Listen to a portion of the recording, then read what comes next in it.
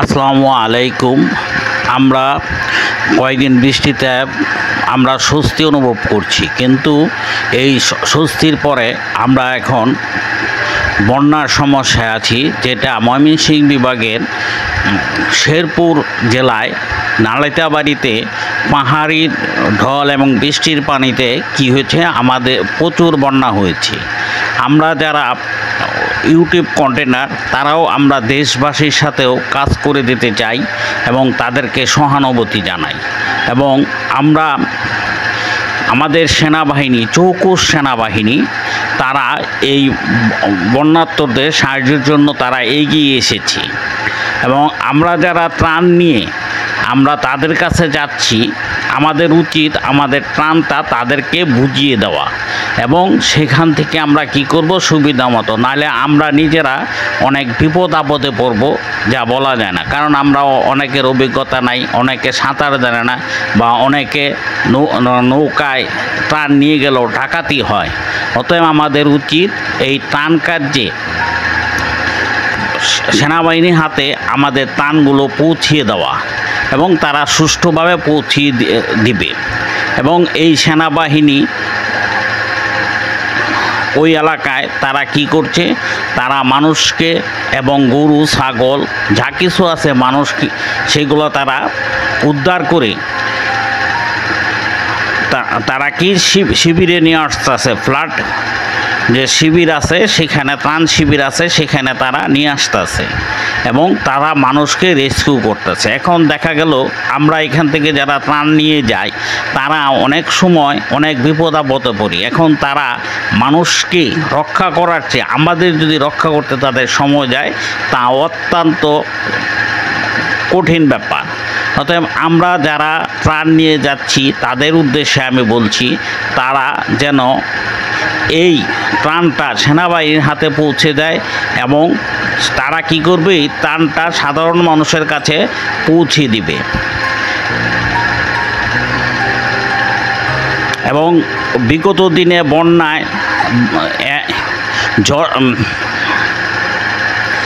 ফেনী, নোয়াখালী এইসব এলাকায় যে বন্যা হয়েছে, সেনাবাহিনী অত্যন্ত গুরুত্বপূর্ণ ভূমিকা পালন করেছে এবং তাদের জান বাজি রেখে এই দেশের মানুষকে রক্ষা করার জন্য আপ্রাণ চেষ্টা করেছে। অতএব আপনারা যারা ত্রাণ নিয়ে যাবেন, তারা সেনাবাহিনীর হাতে ত্রাণটা পৌঁছে দিবেন। এবং আমরা আল্লাহর কাছে এই দোয়া করি যে বন্যা দুর্গত এলাকার লোকদের যাতে তাড়াতাড়ি আল্লাহ তাদের বন্যা দূর করে দেয়। এবং এই বন্যার পরবর্তী অনেকগুলো কাজ আছে আমাদের করতে হবে। এবং বন্যার মধ্যে অনেকগুলো কাজ আছে, যেমন বাচ্চাদেরকে আমরা কি বাবা মা নিরাপদ জায়গায় রাখবে। দ্বিতীয় হচ্ছে তারা যাতে পানিতে খেলাধুলা না করে বা সাঁতার না কাটে, অনেকের জন্য মৃত্যু হয়। তারপরে বিদ্যুতের লাইন থেকে সবাইকে রক্ষা করে চলবে এবং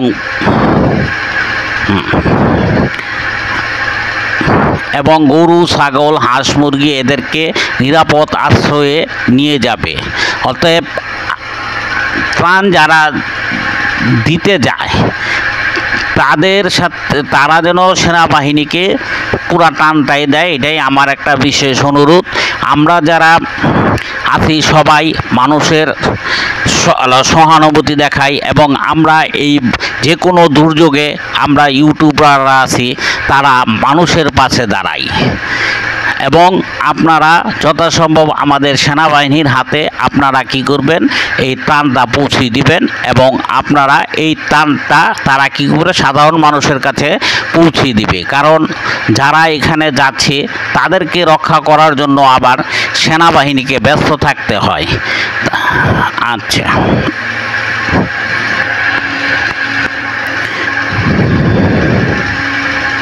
এবং আল্লাহ আমাদের এই বিপদ থেকে রক্ষা করুক, এটাই আমাদের দোয়া। এবং আরেকটি ভিডিওতে পার্শ্ববর্তী একটা ভিডিওতে আমি আপনাদেরকে বলবো বন্যার সময় কি করণীয়।